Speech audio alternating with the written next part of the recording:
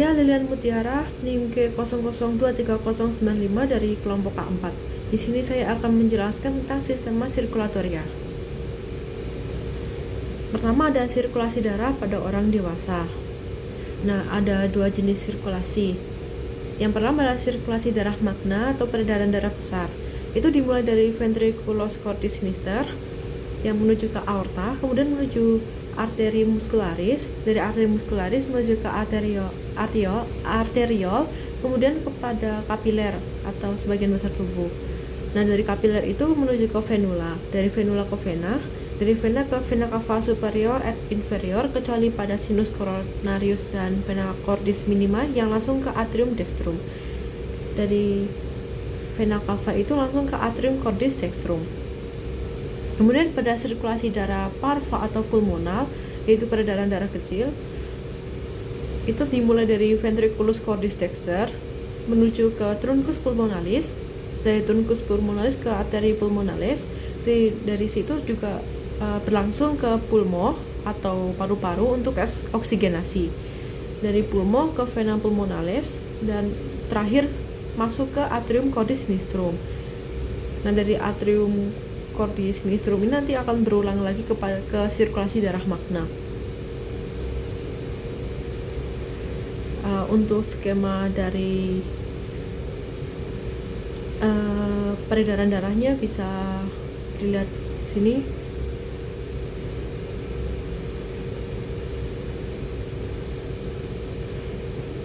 Dan untuk ini adalah skema peredaran darah magna atau besar. Juga ada skema peredaran darah dari peredaran darah pulmonal.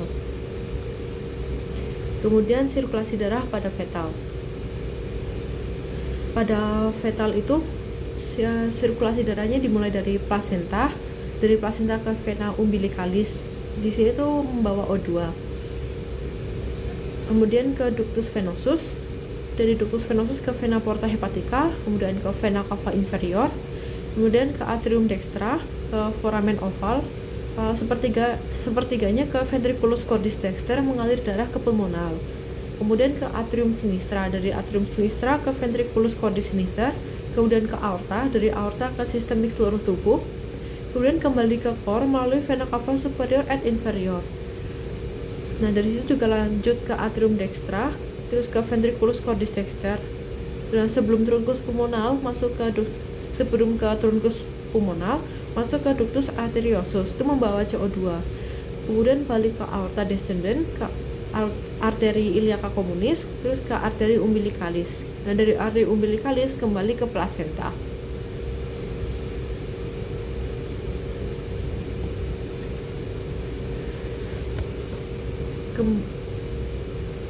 Kemudian ada perubahan struktur pada fetal ke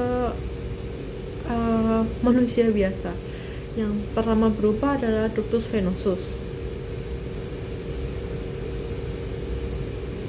Saat lahir, ductus venosus ini akan runtuh. Seiring waktu, ia melenyap menjadi ligamen yang disebut ligamen venosus. Sisa fibrosa yang mengalir dari ligamen hepatis teres ke vena cava inferior. Kemudian ada ductus anterius. Itu merupakan penutupan ductus arterius terjadi setelah kelahiran, dan sebagian respon terhadap pernafasan awal. Bradikinin dilepaskan ke paru-paru. Bradikinin kemudian bekerja pada ductus arteriosus, menyebabkan kontraksi dinding pembuluh otot dan selanjutnya menutup pembuluh darah. Kemudian penghapusan total menjadi sisa fibrosa yang disebut ligamen arteriosum terjadi pada bulan-bulan setelah kelahiran.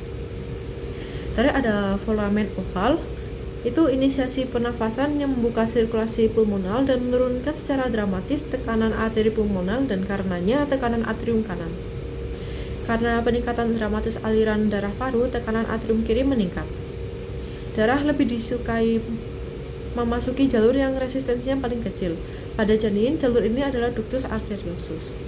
Terus setelah bayi lahir, semua pembuluh umbilicalis, itu ada vena dan arterinya, ductus venosus dan ductus arteriosus akan mengerut. Pada saat lahir akan terjadi perubahan sirkulasi di mana terjadi pengembangan paru dan penyempitan tali pusat. Akibat peningkatan tekanan oksigen dan sirkulasi paru dan vena pulmonalis, foramen oval akan menutup untuk pertama dan terakhir kalinya. Ductus arteriosus akan menutup dalam 3 hari dan total pada minggu kedua. Kemudian ada kelainan kongenital. Jadi untuk kelainan kongenital ada coarctation of the aorta, patent ductus arteriosus, atrial septal defect, ventricular septal defect, dan tetralogy of fallout. Pertama ada patent ductus arteriosus, yaitu gagalnya berkembang ductus arteriosus menjadi ligamentum arteriosum. Selain paten pada ductus arteriosus ini juga ada paten pada foramen oval, yaitu gagalnya perkembangan foramen oval menjadi fossa oval. Kemudian ada arterial septal defect, di mana itu merupakan cacat pada jantung di mana terdapat lubang di septum yang memisahkan atrium dari jantung. Kemudian ada ventricular septal defect, itu terdapat lubang di septum yang memisahkan dua ventrikel dari jantung. Selanjutnya saya akan menjelaskan tentang preparat. Nah, preparat yang akan saya jelaskan itu merupakan diafragma. Diafragma merupakan pembatas kavitas torakis dan kavitas abdominis. Ada dua bagian dari diafragma. Pertama pars muscularis dan centrum tendineum. Pada pars muscularis itu dapat dilihat sebagai bagian berwarna merah. Untuk centrum tendineumnya merupakan bagian berwarna keabu-abuan yang berada di tengah dari diafragma. Nah, pars muscularis ini ada pars stenalis, costalis, dan lumbalis. Nah, untuk pars stenalisnya ada trigonum sternal castellare yang dilewati dari vena epigastrika superior dan vasa limfatica. Juga merupakan tempat lemah, yaitu locus minimis resistensi hernia diafragmatica. Untuk pars costalis itu bentukannya itu merupakan bentukan kubah pada diafragma.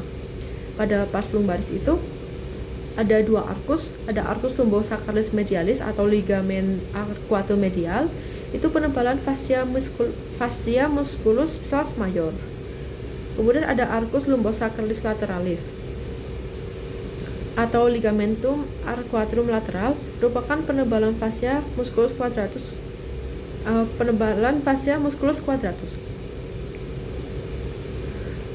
Kemudian pada pars lumbalis, pars lumbalis diafragmatica yang melekat pada vertebrae lumbalis membentuk dua crura muskuler, yaitu crux dextrum dan crux sinistrum. Untuk batas media, kedua crura akan menyatu dan membentuk ligamentum arcuatum medianum yang terletak di ventral aorta atau hiatus aorticus. Pars diafragmatica akan melekat pada costa 11 dan 12, seringkali terpisah dari pars lumbalis diafragmatica oleh celah sempit disebut trigonum lumbocastal bodah lagi, yang juga merupakan locus minoris resistensi. Kemudian untuk centrum tendineum atau bagian abu-abu yang berada di tengah, di situ terdapat hiatus aorticus setinggi VTH 12 yang dilalui oleh aorta, ductus thoracicus, vena azygos, dan hemiazygos. Kemudian ada hiatus esophagus setinggi VTH 10 yang dilalui oleh esophagus, terfus vagi, remus esophagi, arteria gastrica sinistra. Kemudian ada foramen vena cava morgani setinggi VTH 13 yang dilalui oleh vena cava inferior, nervus phrenicus dexter, dan vasa limfatica.